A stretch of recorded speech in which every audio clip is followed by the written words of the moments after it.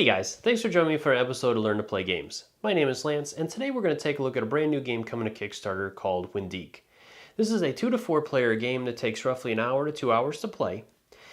It is a competitive game, so each player is working against the other players to gain the most points by the end of the game to be the victor. And it is a Euro-style game. So for those of you that enjoy Euro-style games, definitely take the look at this one. And for those of you that may not be interested, continue watching and see what this one's all about. And maybe by the end, it'll be one that you'll want to back as well. So in the game, it takes place in the 1750s, and each player is going to play a Native American tribe, trying to take over the Great Lakes area. So the players are going to do this by gaining resources and doing different actions throughout the board to gain points in the different categories, which there are 4 of them. There are masks, military, rituals, and economic. And so each of those categories players can gain points in, and at the end of the game those will all be totaled up, and the player that has the most will be the winner.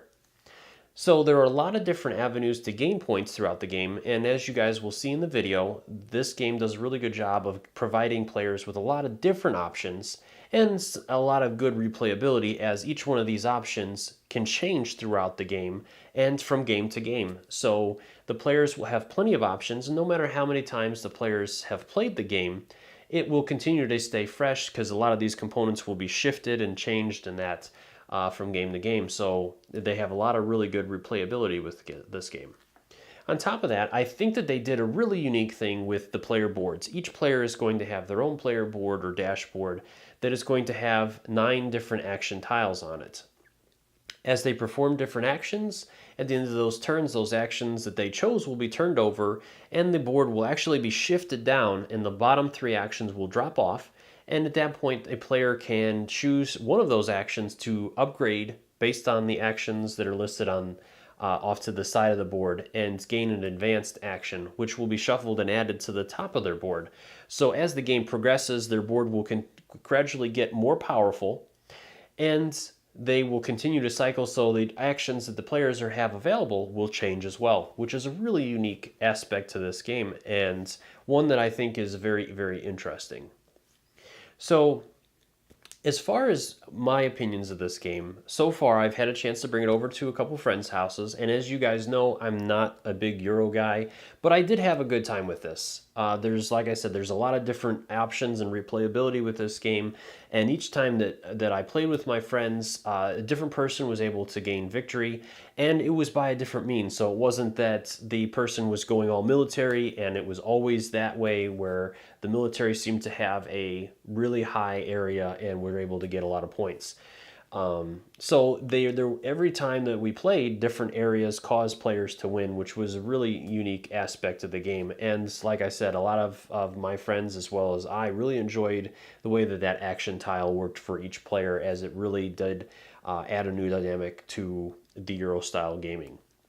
As far as drawbacks with this being a prototype copy, and before I go on to those, I'd like to point out again that this is a prototype copy, so all the components you guys will see are going to change and be upgraded.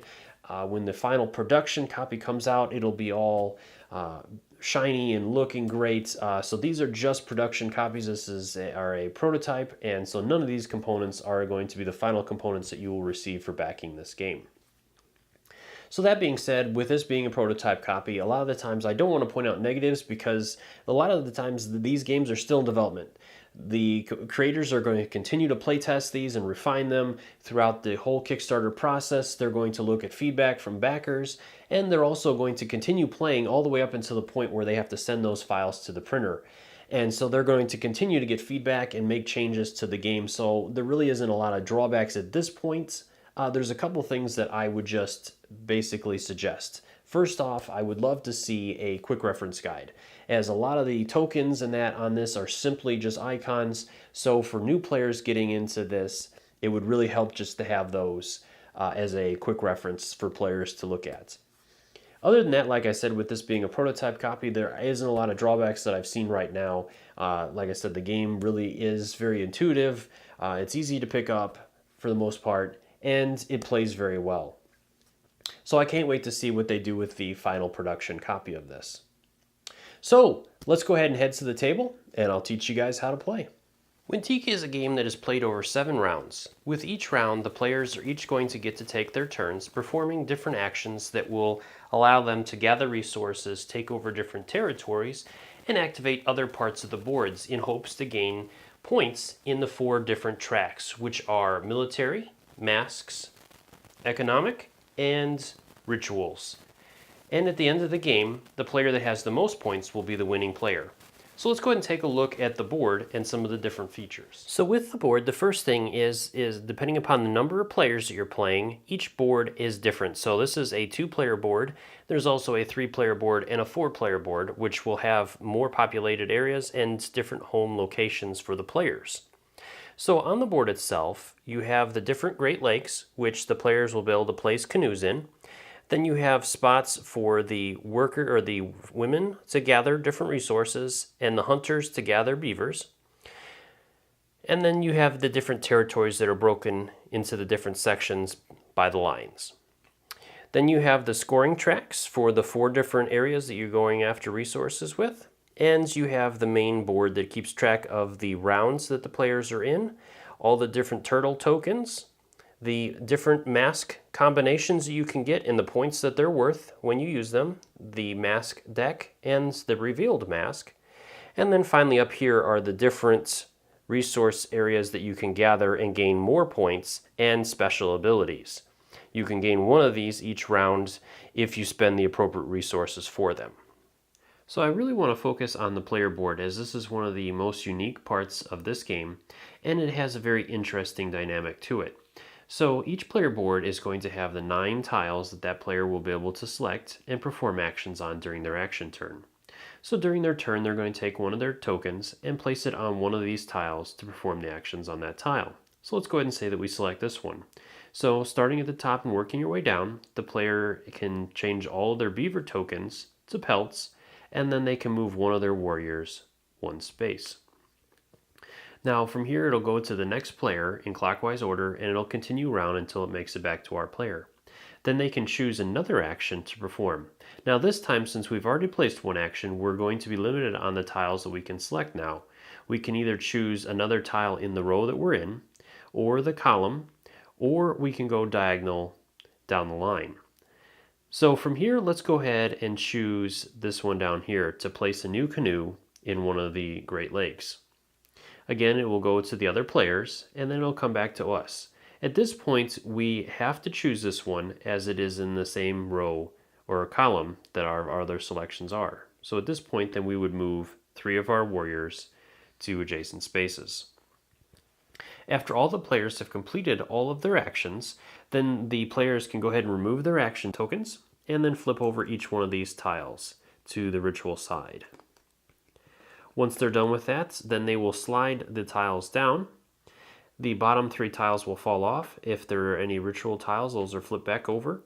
And then the player is allowed to change one of these with one of the advanced tokens that are located on the side of the board. And there will be 6 of them to choose from. So let's go and say that our player was going to get rid of this one, so it'll go off to the side of the board.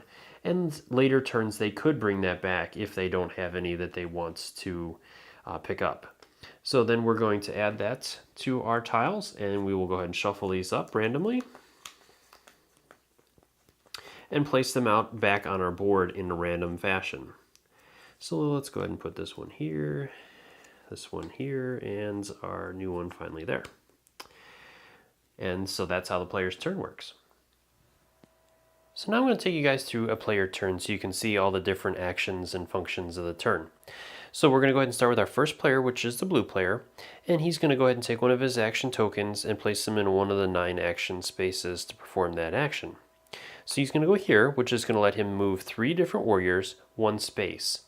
Each warrior is allowed to move from his space that he's currently on to an adjacent space. You can never move into the other player's home area. So let's go ahead and move, and each time you move a warrior, you'll either set him up as a sentinel, or you can place them in one of the different areas to gain control of it. So let's go ahead and place him here. We'll have him go there, and we'll go there. At the end of his turn, he's going to go ahead and take these guys back and replace them with workers. Then it's going to move over to the next player's turn in clockwise order. So our green player will be the next one to go, who's going to do the same thing. So he'll move his two guys up here, and he's going to move one into here. And again, he'll pull them back, and we'll move back to the next player. So at this point, now that he's placed a token, he can only place tokens in a column, row, or diagonal from this token. So from here, let's go ahead and place a token there to place a new canoe. So we'll place one in there. From there, we'll go back over to the next player, who is going to harvest. So each location that he has a worker at, he'll be able to harvest. So he's going to gain a set of beans, and he'll get 2 corn.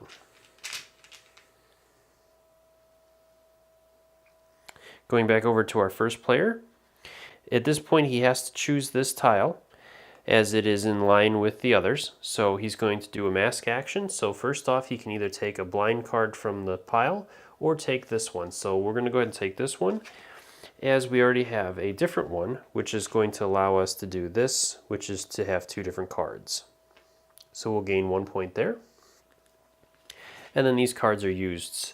So we couldn't do, if we had another action that allowed us to do masks, we couldn't do that. And then we'll reveal the next card in the stack. Going back over to our green player for his final turn, again, he has to go in the same column, so he's going to go fishing. So he'll gain 1 fish for each canoe he has out, and then he's going to do a military action. So first off, if he has enough guys, then he can pick up turtle tokens. So we're going to count up each of his different sections. So he has 3 women, so he can gain a woman turtle, or a turtle with the 3 women on it. And each of these he can only take 1 of the different values. And then he only has 2 of the hunters, so he can't do that. And he only has 1 canoe, so he won't get any of the canoes. So from there, then we go into the military action. So we'll count up each space that we have our warriors in that have the majority of them are sentinels. So our home will count for 1. So we'll get to move our token up 1 space on the military track.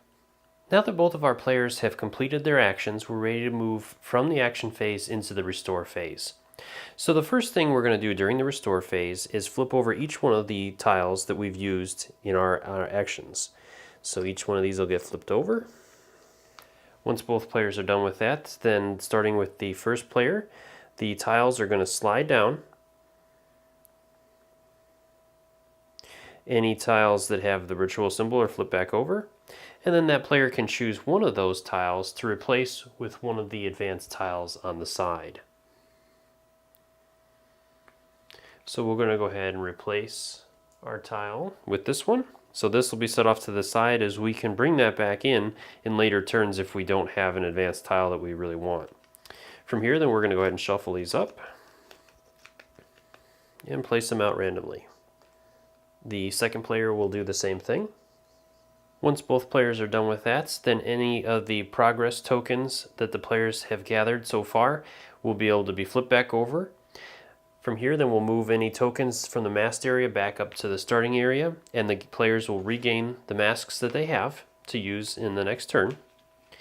Then the first player token will move to the next player in clockwise order, so our green player will be the next one to go. And the last thing we'll need to do for the round is to move the token to the next space on the round track. So this kind of gives you guys a basic idea of how the turn works. And a couple of things that I'd like to cover real quick are that there are a number of different ways to score points. As you guys could see, I only covered a couple of them. But as the players do different things, like I said, you can gain turtle points, and each player is allowed to gain 1 turtle point from each of the different sections. And on the back of each of these points will give you victory points in one of the 4 categories, which is randomized. All the players will not know. Each one of these has a set value. So the 5s will give you 2 points in one of 2 different sections of your choice. The 4s will give you 2 points in one section that is shown, and the 3s will give you 1 point in the section that is shown as well. So throughout the game, a player can gain a total of 9 of these turtle tokens, 1 from each of the sections, and only 1. So that'll give you a variable opportunity to gain points in certain sections that other players won't know about. We also have the mask section, which will allow you to gain points based on pairs or different sets of masks that you'll gain throughout the game. And you can do this, like you saw, each turn or even potentially multiple times a turn. But each location can only be occupied by one person. So if our other person went, he could not choose that location again since our other player claimed it. Another way that players can gain points is by performing a trade action and then purchasing a progress card, which each progress card will give players victory points in different locations listed at the top, and they will also give the players special actions that they can perform during their turn, which they're allowed to use one time each round. And when they use it, then they would simply just flip it over. So there's a lot of different ways that players can gain points to win the game at the end. And so it gives a lot of replayability, as each time you guys play the game, you can go into different routes or use different strategies to help you become the most influential tribe in the Great Lakes. So I hope that gives you guys a good idea of what the game is like and how it plays. As always, if you have any questions, please feel free to leave them in the comments section below, and I'll do my best to answer them or post them on the Kickstarter page, and I'm sure that the creators will get at those as well. And as always, if you like my videos, if you enjoy what I do, please consider hitting that like and subscribe button, as they do really help me and my channel grow. And I do really appreciate you guys also taking the time to watch my videos and to leave comments in them. I enjoy reading those comments, good or bad, and I look forward to seeing what you guys have to say. And until next time, I'll see you guys later.